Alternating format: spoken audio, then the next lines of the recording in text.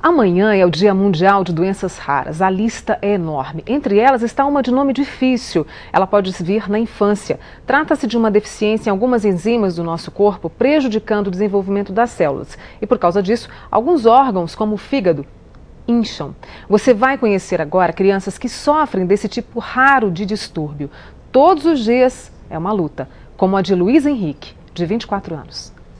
É nesta casa, cercada pela natureza, que o jovem de 24 anos e a mãe dele encontram forças para vencer as limitações de uma doença pouco conhecida, a mucopolissacaridose. Miriam descobriu o diagnóstico cedo. Com 1 ano de idade eu percebi, que ele tinha semelhança com as outras crianças que já tinham a doença aqui dentro do município. Estima-se que 1 em cada 200 mil crianças no mundo tem essa doença. E Luiz Henrique mora na cidade que tem o maior índice. Moema, no centro-oeste do estado, tem cerca de 8 mil habitantes e 8 casos registrados, ou seja, 1 para cada 1.000 pessoas. A mucopolissacaridose é uma das cerca de 8 mil doenças raras existentes, segundo a Organização Mundial da Saúde. 80% tem origem genética. Em Moema, o alto número se explica principalmente pelos casamentos consanguíneos, aqueles entre pessoas da mesma família. Mas, afinal, que doença é essa? O paciente tem uma deficiência de uma enzima. Essa enzima, ela produz, a deficiência dela produz uma alteração na célula que faz que alguma substância acumule dentro dessa célula. Ela não consegue ser eliminada da célula. E com o tempo, essas substâncias vão provocando algumas alterações em alguns tecidos do corpo. Ela pode ser diagnosticada por meio das características físicas. Nota que é uma criança que tem um crescimento diferente dos demais, que tem alguns ossos já achatados, complicações de pneumonias, sempre repetição, alguns defeitos físicos, tipo hérnia umbilical. Como é o tratamento? A enzima que é deficitária, eles conseguiram produzir isso no laboratório e hoje está sendo infundido semanalmente essas enzimas nos pacientes. No hospital da cidade, 4 crianças fazem a reposição de enzimas uma vez por semana. 2 daqui e as outras de Patrocínio e Lagoa da Prata. Clarissa, de 14 anos, diz que leva uma vida normal. Faz até inglês, quer ir para a Disney, completar o álbum de fotografias. E já vai saber se identificar. My name is Clarissa. A menina recebe o tratamento desde os 7 anos de idade, quando participou da pesquisa que introduziu o medicamento no Brasil. Clarissa melhorou muito e não agravou. Stanley, de 10 anos, percebeu as melhoras. Faz o tratamento há 5 anos. Melhorou a boca era tudo pra fora, os dentes. A mão era toda fechada pra fora. Você respira melhor? Respira. O cabelo era mais duro. Hoje o cabelo tá bacana? Tá bacana. E como que você vive assim? Vivo muito feliz. É um exemplo de vida. Só porque eu não trato ele como uma criança diferente, não. Eu trato ele como uma criança normal. Aline, de 13 anos, também se diz outra pessoa. E olha só o que a menina de ainda pouca idade quer ser no futuro. Ser médica.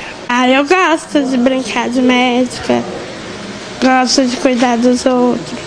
É o que a mãe dela quer, ver a filha realizar sonhos. Todos aqui fazem parte da Associação Mineira, criada por Miriam para divulgar mais essa doença.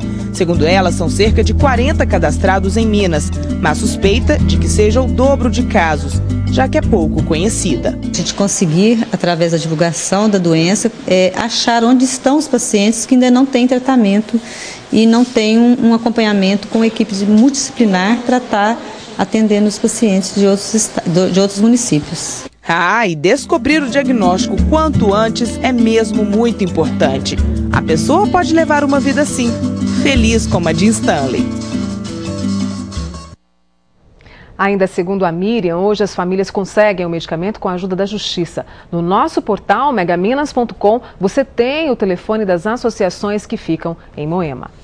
E na lista de doenças raras está a distrofia muscular. Esta semana, a novela Viver a Vida mostrou o depoimento de uma mulher de 51 anos que sofre com o problema. Primeiro foi o filho, depois ela. Para saber mais, está comigo o neurologista Reinaldo Ugrinovich. Chamou muito a atenção esse depoimento, Reinaldo. O que é distrofia muscular? O que acontece no corpo? E todos nós podemos ser alvo dessa doença? Não, é uma doença, Mônica, que tem uma deficiência, uma doença genética, né? Em que a pessoa tem uma deficiência na produção de uma substância, de uma proteína muscular que chama de distrofina. E quando você tem a diminuição da produção dessa substância, a musculatura perde a função dela, né? O músculo para de agir de acordo com a normalidade, começa a ter fraqueza e tudo. Mas é uma doença de origem genética, né? Isso aí da mãe, eu não vi esse depoimento que você está falando, mas da mãe ter a distrofia, normalmente é uma doença genética que é transmitida pelo cromossomo X, né? Então a mulher a gente sabe que tem 2X e o homem tem X e Y. E, normalmente as crianças que são afetadas são os homens, porque eles trazem o X da mãe e o Y do pai e eles desenvolvem a doença. A mulher não manifesta a doença na forma completa dela, porque ela tem 2X, né? Então um X contrabalanceia o outro, vamos dizer assim. Então é o seguinte, por isso que ela falou que ela está viva ainda, né? Com 50 e poucos anos, porque ela tem uma manifestação mais branda da doença, vamos dizer assim, quando manifesta na mulher. Mas o homem normalmente é mais afetado e tem a manifestação da doença mais devastadora. E um dos primeiros sinais é a pessoa ter dificuldade para caminhar, parar de caminhar, como é que é isso?